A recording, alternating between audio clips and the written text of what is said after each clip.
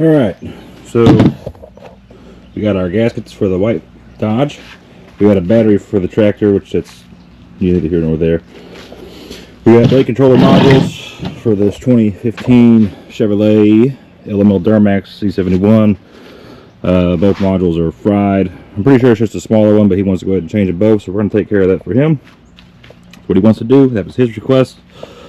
He even went as far to already go to the dealer, have them pull the part numbers, and just send me everything that we need the ordering put on it. So we'll take care of that for this guy. He's a very, very good customer. This truck here is actually a California truck. The fella has just moved here to Texas. And is going to help us keep Texas the way Texas should be, right? So he came here. This was a 2012 bone stock. So it's got emissions on it, got 190K on it. So we're going to, it's got a plugged SCR. So we're going to take care of that. His AC doesn't work. Probably look at some other things here. Looks like he needs a belt as well. Yeah. I feel like we should probably take care of some of that. So yeah, everything else looks pretty good though. Turbo's still original. That's good. Yeah, definitely needs a new belt.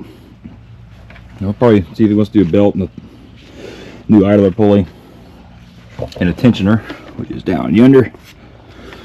And see if he wants to change those out. We'll probably go ahead and do those for him. But other than that, that's all we're going to do to that. AC's got a small leak in the hose. We're very certain it's not coming from the evap core. We're pretty sure it's a hose leak, which isn't uncommon with these trucks, unfortunately. But that's what we're going to do. So we're going to hurry up and get this thing on there. We're going to get this truck taken care of and hopefully get that white one running today. And the other white one's done, obviously, from yesterday. I did kind of cut the video pretty short. I got somebody coming, I think, to pick up this engine today. Should be picking this motor up today, hopefully. And get it out of the way. And then, yeah, a little bit of a busy day. Got a lot going on, so let's see if we can't get this sucker done. This shouldn't take no time. I think if anything, I got to drop the spare tire out. I might not even have to do that. I'm going to call and leave here real quick and see where they are. I know where the one small one is. I don't know where the second one is. So we'll check that out and take a look. Alright, we got the modules in. We just finished verifying all the electrical stuff. Make sure all that's good. There's no issues there, which there isn't. The one thing is, so we changed both modules, right? So you have the trailer brake controller itself, and then you have the chassis control module. These are known to fail, especially in the 2015 year models. Kind of like 2018 Rams and ABS modules. For whatever reason, it's just a bad run. So we changed both modules. The problem is, this is I think it's called a K38 module. They went to a newer version in 15.5, which is an early 15 truck, right? Because 15.5 went to the L5P engine. But these have to be programmed to the truck, which requires a GM Tech 2 tool and GM software, which I do not have access to because it's GM. They're kind of stingy with stuff like that, just like the freaking rant, like Mopar is when it comes to, they make it all their little prioritized bullshit. So talk with him about it. It is Saturday. Probably obviously isn't going to have to be able to get a program today, which doesn't take them long to do. It's 30 minutes if that. So we're gonna get this bolt, but he's gonna come get it here in a little bit. And then yeah, so it sucks. I wish I had the software, but I don't. Maybe one day we'll be able to access stuff like that. But I like to make everything harder to work on and harder to diagnose. That way you can bring it to them and they can make money. That's all companies do nowadays, because God forbid the average, I say the average, so really that people can actually be able to fix their stuff for cheaper. They want to be able to where you can bring it to the dealer and have to pay the dealer an astronomical amount of money, $140, $150 an hour labor charge. But whatever, so that's where we're at. So it's going to get programmed. Not much I can do for it, so we're just going to pull it off to the side. He's going to come get it because he needs the truck anyway. So it didn't take as long. I have to drop a spare tire. If you drop the spare tire and look up, there's a bracket there with both the brake module itself on top, the chassis controllers on the bottom. So real easy to do. But that's where it's at though, so we're going to move this out of the way and start working on the old 2012 here and get the ball rolling on this thing. That way we can get this sucker done.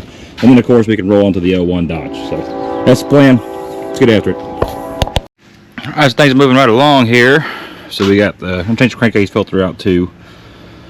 Just for good measure. We're going to pull the fender well out over here to get to the AC compressor. Right up in there, make it a little easier with that. Let me get that V-band out right there. That guy. And then we'll go underneath the truck and start pulling everything apart. Should be pretty easy, hopefully, right? We'll see. Now, these new SCRs look kind of weird. I don't know. I don't know what's up with that design. Must be some super advanced catalysts. But that's where we're at, though. So get that done. Got to run a couple wires out of the cab up into here, and we'll move back onto the old Dodge. Get her all sorted out. Hopefully that'll be easy. So if we get both these done today, that would be, woo, this will definitely be done today. That I don't know, but hopefully we can, and that would be awesome. I got more parts ordered for the 6.4 Power Stroke, mine, so I'm just going ahead and order a new pump. I am on a freaking list trying to find sensors right now. Having to do a lot of research to try to find, because you know they don't thing of parts. So hopefully if I get all this stuff figured out, I'll be able to actually outsource or start selling parts to people, right? To help try to keep these 6.4 alive for those who still run these trucks. But yeah, so that's what we're gonna try to do. So you can kind of see, if you look at my finger right there, that's the front of the truck right there. She's in timeout right now. So you know, we got the lift kit for it, right? You know, rough country lift, because I'm cheap. I don't feel like buying a BDS lift for $4,000 or a Carly for $3,600. So we're gonna run the rough country. I mean, if we have issues with it, then we'll just go big, right? You know, I'm gonna follow the saying: we always have the time, or always have the money to do it twice, but never had the money to do it right the first time. We got our wheels, which I don't know if I've even shown these yet. They're just kind of hanging out here. Got some steel off-roads. Bought these from a fella who had them on a newer Ford. They were only like 4 months old. He ended up putting stocks back on it and getting rid of the truck. So bought those wheels for $800. We got the lift kit, everything. We got the lift kit, the shocks, which I mean we'll end up putting Bilsteins on it at some point. But we'll use their N3 shocks or whatever. Cools. It's not a leveling kit; it's a full lift, right? And the pitman arm, 3-inch pitman arm, and dual stabilizer steering, all from Rough Country for I think $1,200, something like that. So I really can't beat that. So we're going to put that on there. If the truck ever decides to stay on the road, we'll get that on there. Because now the only thing I really got to buy is I got to rebuild the front end, right? So the front end, ball joints, tie rod ends, drag link, or excuse me, tie rod ends, track bar ball joint, radius arm bushings, and then tires. So yeah, so we're trying to get all that stuff knocked out, but let's go and continue on to this. Let's get more and more done. It's going along though, so like I say, I don't even know what time it is right now. What time are we looking at? It's 11, well, it's almost noon. It's not bad. It's not bad. So we're going to have it that, and then carry on. Alright, so we're currently waiting on an ECM file for this truck, so it's going to take a minute, but we got the vacuum running on the AC. System was completely empty. The compressor was leaking, so that's all cool. So it's all buttoned together. See all the new parts in there. New condenser, truck off from there. Condenser / trans-cooler. So we're going to get back to this truck, and again try to get it put together today. I got everything lined up. It's kind of hard to see, but there's a little Sharpie mark on that. I don't know if you can see that or not, but I gotta put one more bolt in the foot plate VP. It's already tightened up to the case. We're going to tighten up we'll tighten up the nut there, make sure it's all good and tight, and then we'll go ahead and just start putting injector lines on, fuel line, injector lines, all that good stuff. Let's try to get the sucker together. Oh boy.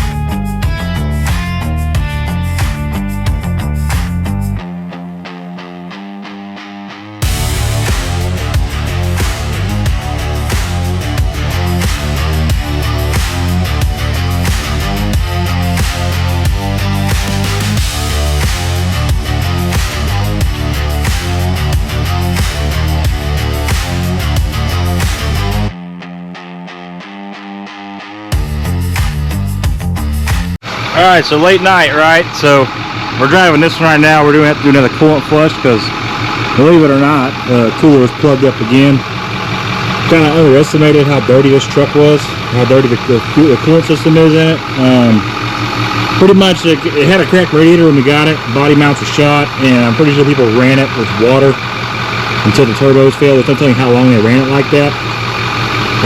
So it's just rusty. So we're fighting it. We've done already one full flush, 3-day flush run. We're doing another flush with the CRC flush, which is really good.